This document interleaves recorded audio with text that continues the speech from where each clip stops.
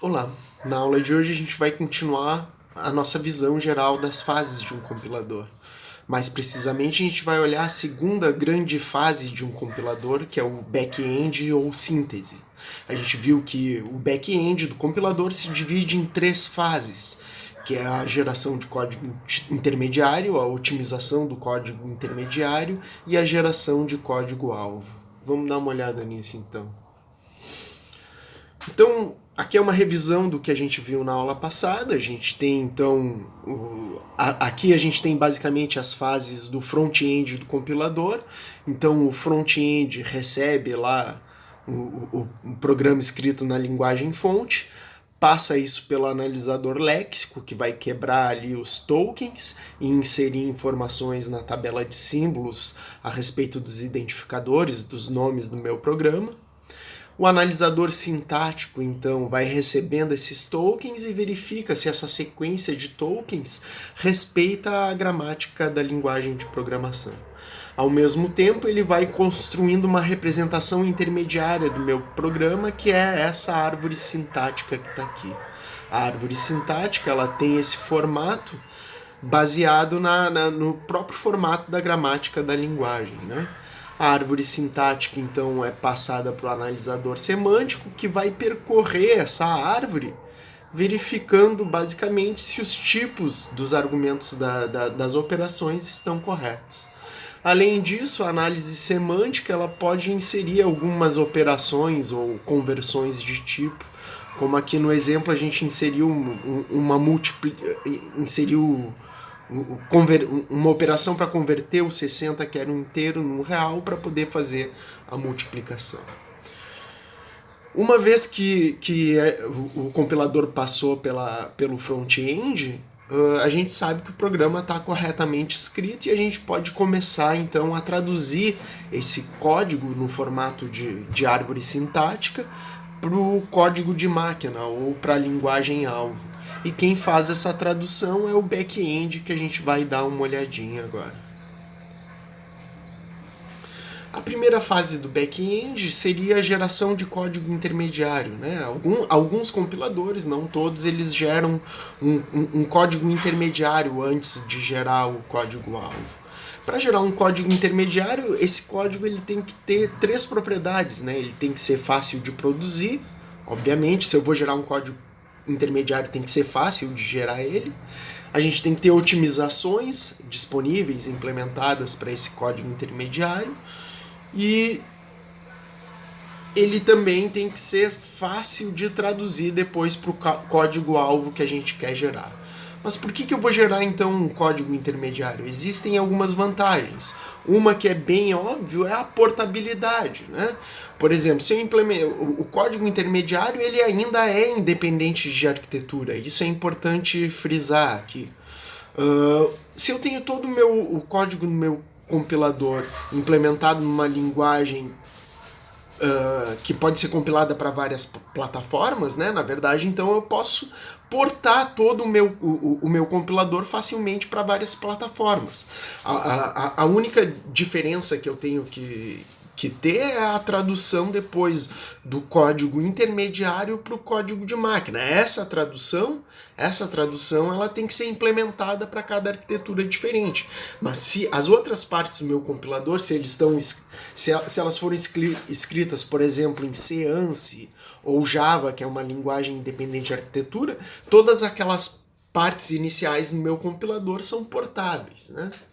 Uma outra vantagem é que gerar código intermediário vai simplificar a implementação do compilador, no sentido de que pegar uma linguagem de alto nível e gerar um código de baixíssimo nível, isso envolve várias transformações. É bem complicado fazer isso. Se a gente tem um passo intermediário numa linguagem que facilite isso, vai acabar simplificando a implementação do compilador, ainda mais se a gente usar alguma linguagem intermediária que já existe implementação, né, que já existem otimizações para essa linguagem intermediária, como por exemplo o LLVM. Né?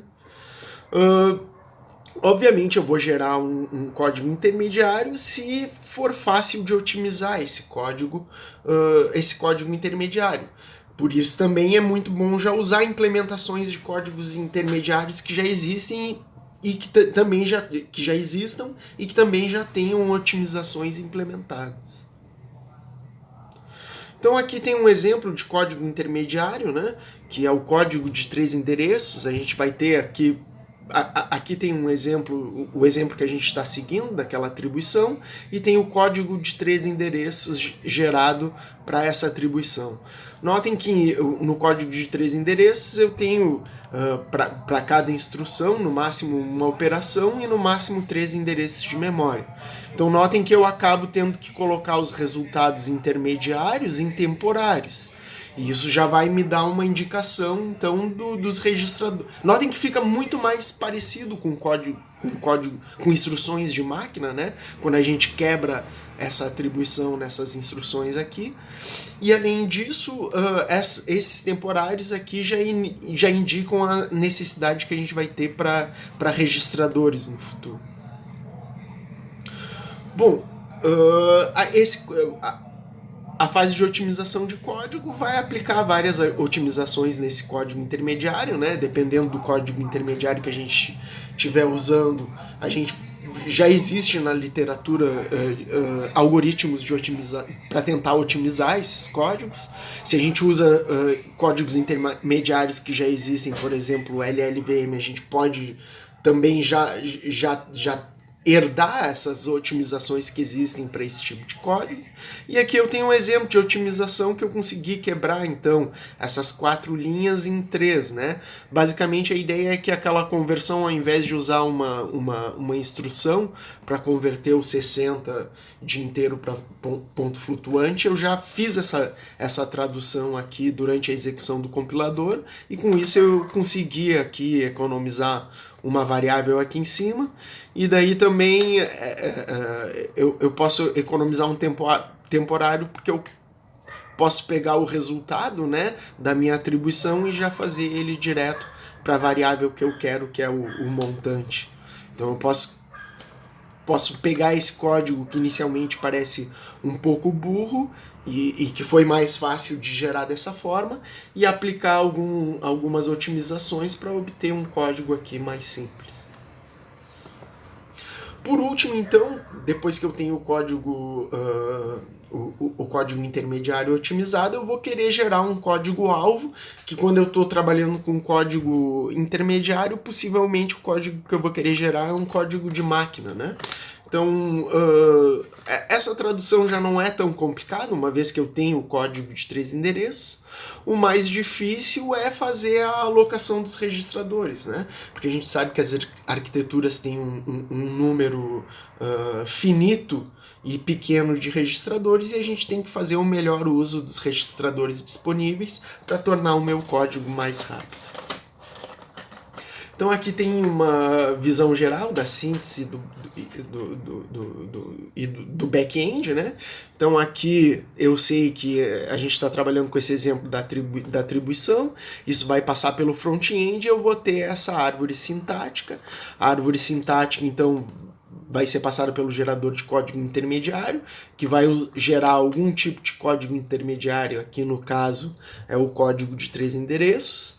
Eu vou fazer uma otimização em cima desse código e, por último, gerar o código de máquina. Uma outra coisa importante a respeito dos compiladores é a detecção de erros, né? Quando a gente está compilando um programa, a gente não quer que chegue num erro, o compilador pare, dê a mensagem de erro, daí a gente conserta esse erro, né? Daí volta para compilar, daí encontra mais um erro. Quer dizer, o que geralmente acontece no compilador é que o compilador tenta, da melhor forma possível, ao invés de dar um erro só, listar todos os erros que estão disponíveis no programa. Isso é uma coisa bem difícil de ser feita. Provavelmente vocês já viram várias vezes acontecer de mensagens de erro erradas e tal. Então isso não é uma coisa bem fácil de se fazer, porque muitas vezes o compilador tem que tentar consertar o erro para se achar dentro da gramática e seguir a análise do meu código para conseguir encontrar então os outros erros. Essa tarefa não é muito fácil, tem várias teses de doutorado, né, em cima disso, mas é uma preocupação detectar e também dá não só detectar, mas também dá mensagens de erro que auxiliem o programador a consertar os erros, né? As mensagens de erro, elas ocorrem no front-end do meu compilador. Né? Uma vez que o meu código passa pelo front-end, eu sei que ele está corretamente escrito. Então as mensagens que vocês veem de erro que vocês veem o compilador dar para vocês, elas acontecem lá no front-end. E cada uma das fases do front-end vai se preocupar com algum tipo de erro. A análise léxica tem poucos erros, né, que podem ser detectados. São erros nas palavras. Ali. Um exemplo clássico é uma variável começando com um número.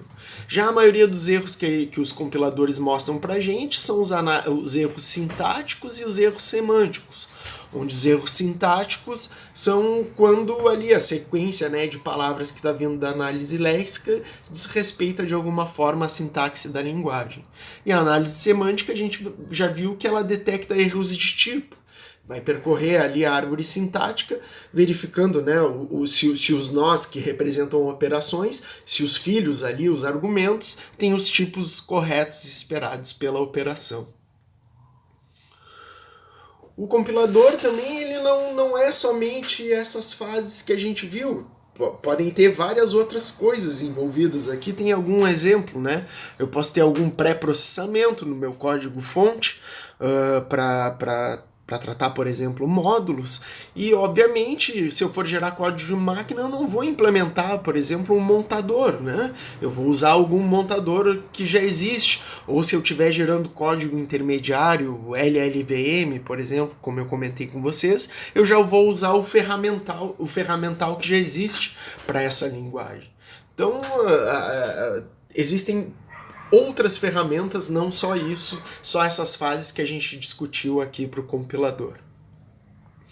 Por último, a gente tem que dar uma conversada também sobre interpretadores, né, que são primos ali, são familiares dos compiladores. A diferença que a gente percebe basicamente é que o compilador ele vai gerar um código que tu vai executar posteriormente, né? O interpretador ele faz toda a parte de análise do meu código e automaticamente já começa a executar esse código, né? Então notem que o interpretador ele possui todo o front-end igual ao compilador.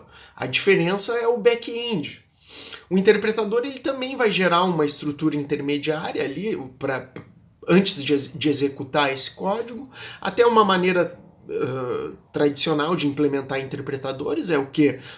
Ter a fase de front-end, que vai gerar árvore sintática, e depois a gente vai percorrendo essa árvore sintática, e ao invés de gerar código, né, a gente vai percorrendo e já interpretando as operações que estão nos nós e executando elas automaticamente.